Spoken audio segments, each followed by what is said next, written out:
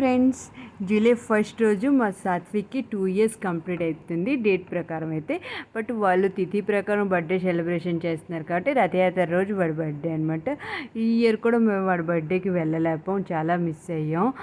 But ఇంట్లో celebration ఎలా చేశారో వీడియో పెట్టారు, మాతో పాటు మీరు చూసేయండి.